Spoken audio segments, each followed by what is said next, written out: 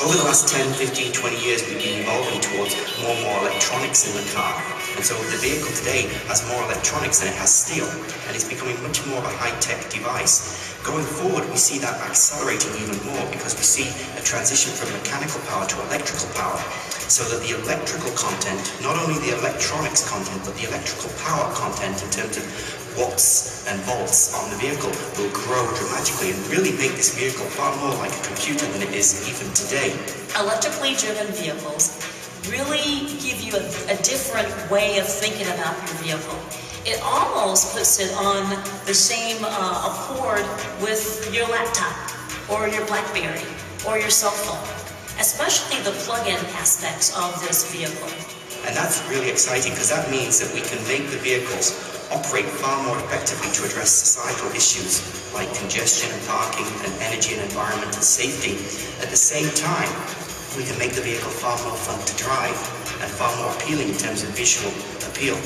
And that's some of the things we've been thinking about in terms of the reinvention of the automobile. Some of these technologies that we're very excited about, like batteries and fuel cells, provide us the opportunity to redesign the vehicle differently and to create vehicle styling that is frankly impossible with a conventional combustion engine.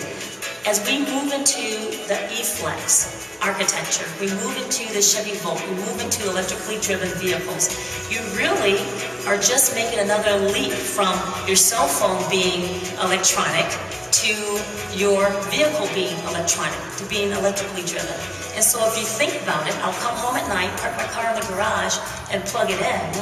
It now allows it to be refueled in a way you had never even thought about it being refueled. And with electronics, we can personalize the interior of the vehicle, and we can personalize the way the vehicle drives, and we can personalize the way the vehicle looks, and really create an object or a product that is more representative of your personality.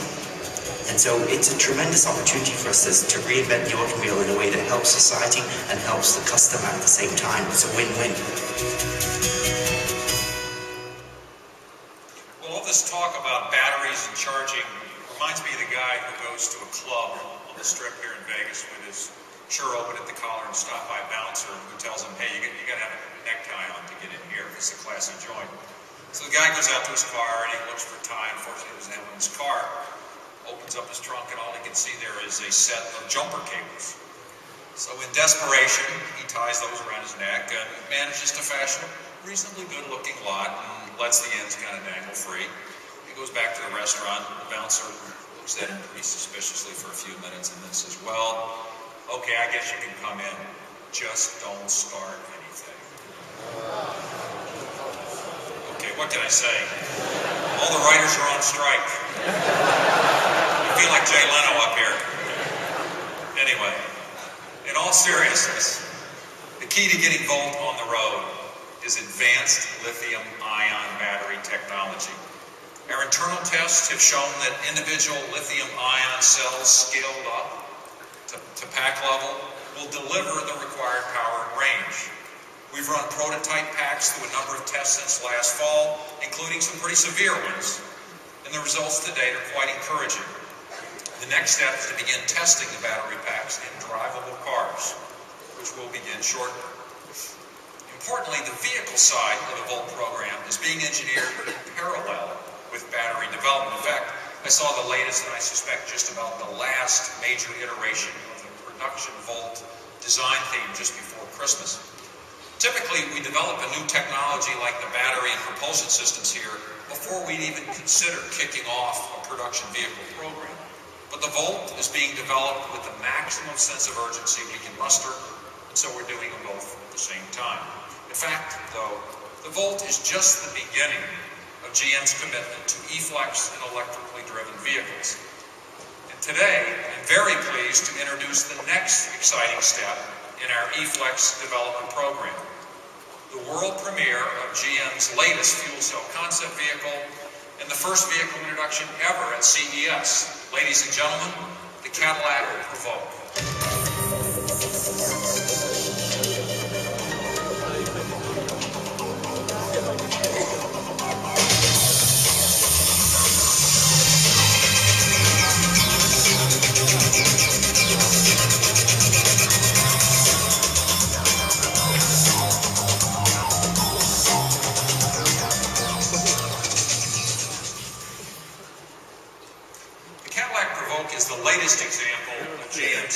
E-Flex propulsion system, combining our new 5th generation fuel cell with a lithium-ion battery to produce an electrically driven vehicle that uses no petroleum and has no emission other than water. The Provoke is the first vehicle to extend the E-Flex propulsion system beyond our small car architecture to our new global luxury crossover architecture. The concept's 5th generation fuel cell technology is half the size of its predecessor, yet is able to produce more power and performance. The concept will drive 300 miles on a single fill of hydrogen. Hydrogen is stored below the cargo floor, and it will mix with oxygen to generate electricity. A lithium-ion battery pack will store additional electrical energy and also provide peak power for enhanced performance. It'll have a top speed of 100 miles per hour, and at 0 to 60 speed of 8.5 seconds is more than 30% faster than our previous generation fuel cell. And with the instantaneous torque that it provides to the wheels, it'll feel even faster. At its core, Cadillac is all about luxury, design, and technology. So it's fitting that our premium brand should be propelled by the most advanced propulsion system in the industry. The Provoke signals GM's commitment to advanced propulsion technology in many forms across multiple brands, from Chevrolet to Cadillac. In addition to its fuel cell and E-Flex advances, Provoke offers other exciting features that demonstrate that great style and environmentally conscious transportation can go hand in hand, supported by advances in electronics. Features like a solar panel integrated into the roof to help power onboard accessories such as interior lights and a high-performance audio system. An active front grille with louvers that close at highway speed to enhance aerodynamics, and open at low speed to provide maximum cooling to the fuel cell stack. Both brake-by-wire and shift-by-wire technology reduce the vehicle's weight and provide for greater interior storage space. And left and right fender-mounted charging ports allow for overnight plug-in charging of the lithium-ion battery pack. Ladies and gentlemen, the Cadillac Provoke represents another important step in GM's commitment to energy-wise, environmentally conscious, electrically driven vehicles and the promise of truly sustainable transportation. So to wrap all of this up, OnStar, V2V, autonomous driving, advanced propulsion, electrically driven vehicles all point to a convergence of the auto and electronics industry that is literally transforming the automobile and the global auto industry. As we face the reality of rapidly growing demand for our products, in light of society's legitimate energy and environmental concerns, there can be no doubt that electronics will play an even bigger role in our industry's second century than it did in our first.